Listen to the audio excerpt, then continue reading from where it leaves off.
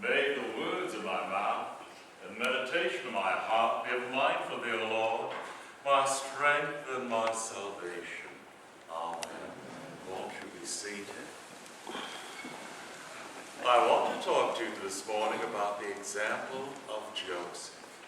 We read about him this morning in our gospel reading. And the person that put us before us is really a model of how we are to be. And I think we can find it in one sentence. And Joseph was a righteous man, but he decided not to put away his wife. He decided not to harm his wife. He decided not to make an example of Mary. He decided not to get his pound of flesh, but he wanted to put her away quiet. Now, what am I talking about? In the Gospel of Matthew, it begins with a genealogy. It's rather dry. We never really read it in church on Sundays out loud. And it goes 14 generations from Abraham to David, and 14 generations from David to the captivity, and then 14 generations from the return of captivity to Jesus. And the very last thing it says, and so-and-so begat Joseph. Now, all 14 it says, so-and-so begat so-and-so, Fred begat John, John begat George, George begat Arthur. But in this case, it ends, and so-and-so begat Joseph, who was married to Mary, the mother of Jesus. It takes a little detour. And people are people. That's sort of a wonderful hint that there's something not quite right. Because if Joseph is the husband, but he's not the father, what's going on here? Is Jesus illegitimate? And this is the introduction that we have that starts off this reading. Just after it's saying, now Joseph was the husband of Mary, it says, now the birth of Jesus, the Messiah, took place in this way. When his mother Mary had been engaged to Joseph, but before they lived together, she was found to be with child from the Holy Spirit. And she was going to have a baby. And Joseph learned that she was going to have a baby. And this was adultery. The betrothal was part of the marriage ceremony. It was customary, multi-part time. So that if you were unfaithful as to your fiancé, that was the same as adultery. And what was the penalty for adultery set down in the book of Deuteronomy? Stoning to death. In the gospel, we later read about the woman who's caught in adultery, and the lawyers and the scribes and the Pharisees say, well, what we need to do is stone this woman. This is what the law says to do. And Joseph knows he's not the father. He's not lived with Mary. He's not consummated their marriage. And the law says she must be stoned. But Joseph, being a righteous man, meaning he would follow the law of God, was also a merciful man. And instead of enacting taking revenge for his pride, this is a woman he loved, this is a woman he wants to marry, this is a woman who he's going to spend the rest of his life with. And she's unfaithful before it even begins. If anybody had an excuse to be angry, it was Joseph. But Joseph was a kind man, and he didn't want to embarrass her. And he would put her away, and that's sort of a play, if you will, by the translators, because it's the same word that Jesus says about divorce. We would divorce her, put her away quietly, send her back to her family, so there's no scandal. Mary's not from Nazareth, she's from another town, and we just do that. Now, the story continues that in a dream, Joseph received a word of the Lord that this child was begotten by the Holy Spirit. And to stay with Mary and to raise him and to call him Jesus. And Joseph follows this command. Now, we really don't know that much about Joseph. Yes, at 10:30 today, you'll have the Christmas pageant, and Mason folks will be Joseph, and Bella Winery will be Mary, and you'll have all that hoopla.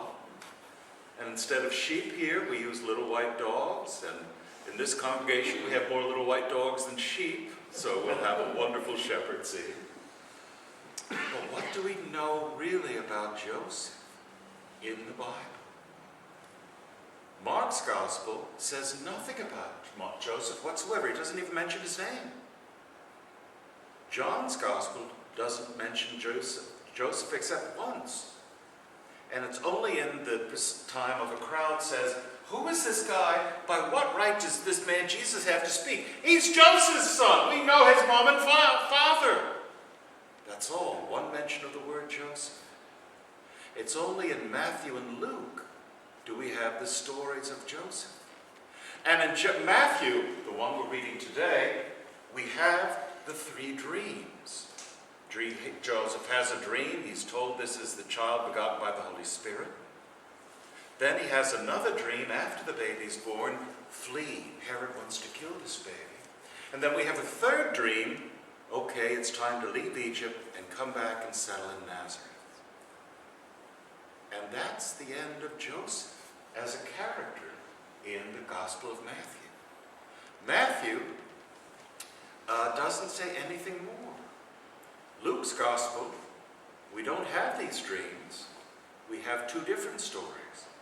We have, of course, the birth in Bethlehem. And then we have Jesus taken as a baby to the temple. And then Joseph, we see it one more time when Jesus is 12 and taken to the temple. But that's it. When is Joseph ever called a carpenter? It's not by Luke. It's not by anybody except in one line of Matthew.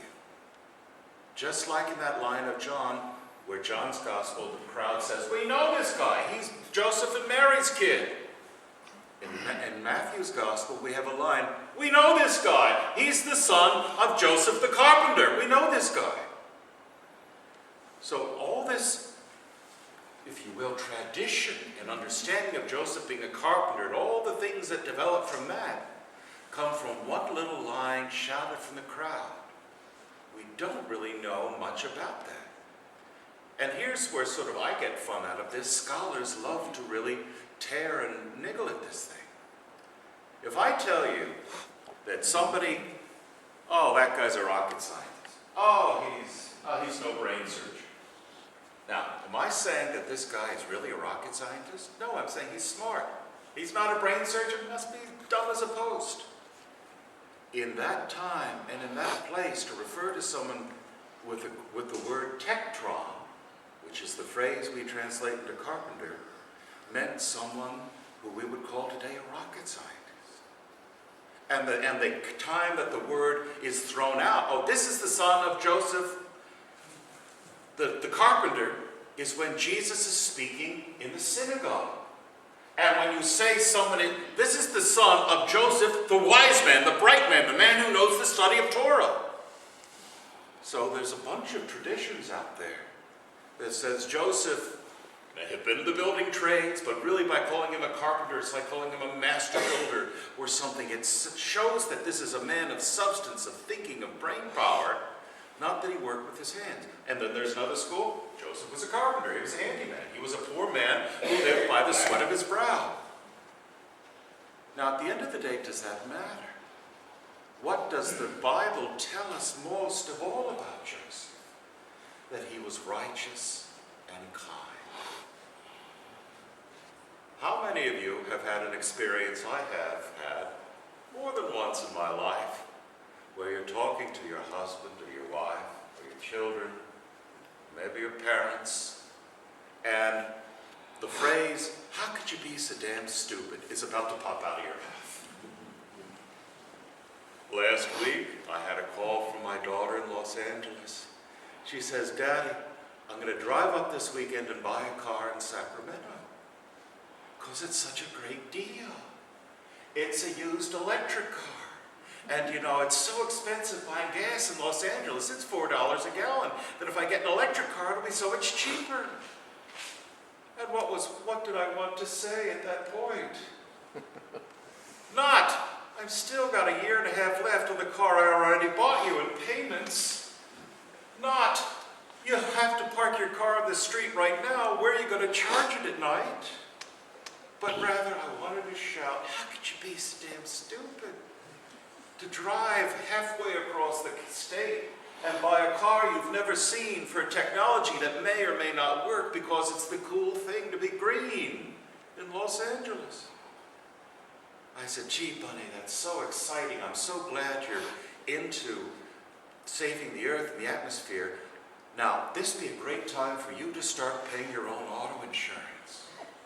Why don't you call up the insurance company and find out how much it'll be for you to get up your own policy? And guess what? She didn't go to Sacramento. I think the thought that her car payments would be less than her insurance payments may have thrown that off a bit. But what I'm talking about is, what is the Christ-like, what is the right way to do things? Is it to be what we call self-righteous? In other words, just lay it down on the line. This is right, this is wrong. If you don't do right, you're stupid, you're wrong, you're gonna do this. On one level, it's pretty easy to tell people that's a dumb thing to do. What about people who are afflicted with addictions? Have you ever gotten somebody to stop drinking by telling them, you're screwing up your life and mine? I don't think so.